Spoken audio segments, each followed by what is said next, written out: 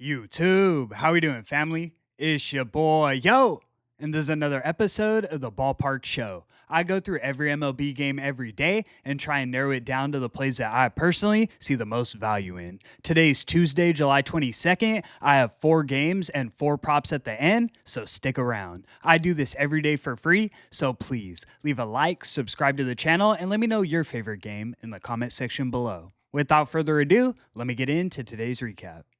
Recapping yesterday, they finally got me. I dropped both highlighted plays of the day. First, we took the New York Yankees on the money line in Toronto against the Toronto Blue Jays. Rodon honestly kept them competitive enough. The bats didn't back him up, and the Yankees made 2 egregious errors in the 5th inning that basically cost us the game. Blue Jays won it 4-1. They scored all 4 in that 5th inning. Next, we took the Oakland Athletics on the money line in Texas against the Texas Rangers. I thought Jacob Lopez had some upside to his game, but it definitely didn't pan out yesterday. He got hit up for 5 earned runs, and the Rangers ultimately won it 7-2. Definitely a tough day for me, but I'm looking to bounce back today in a big way. Without further ado, let me get into today's games. In our first matchup, we have the Boston Red Sox in Philadelphia taking on the Philadelphia Phillies. Phillies are minus 202 on the money line, and the total is 8.5 runs. On the mound, we have Richard Fitts going for Boston, and we have Christopher Sanchez going for Philly. This is a huge pitching mismatch. Fitts comes in with a 4.28 ERA and a 4.81 expected ERA. He's walking a lot of batters, and he's not getting many strikeouts. On the other side, Sanchez has been exceptional. He has a 2.5 ERA and a 2.99 expected ERA. He should be sub 3 by the end of the season. He's getting those strikeouts, getting those ground ball outs, and I think he's the much better option in this one. The Red Sox offense has been top 5 in the league over the last 30 days, but moving forward, I don't see them outperforming the Phillies, say over the next 30 days. Philadelphia is a big favorite for a reason, but we're taking the Phillies laying the 1.5 runs. You can find it for around plus 105 odds as our first selection of the evening. Let's move. In our next matchup, we have the San Francisco Giants in Atlanta taking on the Atlanta Braves. Braves are minus 113 on the money line, and the total is 9.5 runs. On the mound, we have Landon Roop going for SF, and we have Davis Daniel going for Atlanta. Daniel only has 2 starts this season, but he's looked serviceable in both. He currently has a 1.8 ERA, but he doesn't have the best expected numbers, so I definitely expect regression moving forward. Roop currently has a 3.27 ERA, and he has 19 starts under his belt. I would say he's the better option in this one.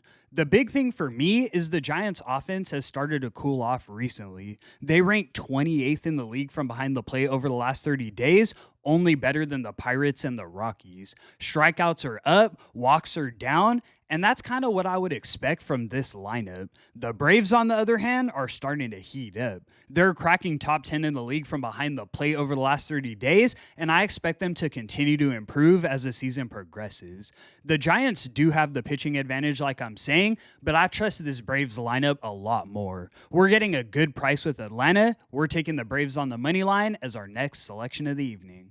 In our next matchup, we have the Oakland Athletics in Texas taking on the Texas Rangers. Rangers are minus 250 on the money line, and the total is 7.5 runs. On the mound, we have JT Ginn going for Oakland, and we have Jacob deGrom going for Texas. deGrom comes in with a 9-2 record and a 2.32 ERA. He has solid expected numbers, and I don't think this Athletics lineup gives him much trouble in this one. I felt they had an even pitching matchup last night, and the Rangers blew them up. No problem. JT Ginn hasn't looked promising so far, but he does have really good expected numbers. He should improve as the season goes on. In this spot, though, with how hot the Rangers' offense has been and how well deGrom is pitching, I have to roll with Texas. It's definitely juiced, but I think they get it done. We're taking the Rangers laying the 1.5 runs. You can find it for minus 120 odds as our next selection of the evening.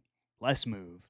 In our last and final matchup, we have the St. Louis Cardinals in Colorado taking on the Colorado Rockies. Cardinals are minus 149 on the money line, and the total is 12 runs. On the mound, we have Eric Fedde going for St. Louis, and we have Bradley Blaylock going for Colorado.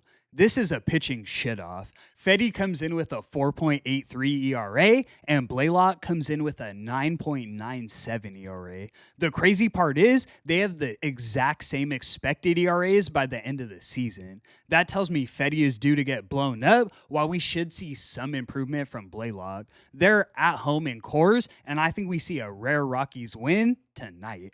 I know they've been hard to watch for most of the season, but they just stacked a couple wins against the Twins in their last series, and I think they can string something together like a 6-5 win in this one. We're taking the Rockies on the money line as our highlighted selection of the evening.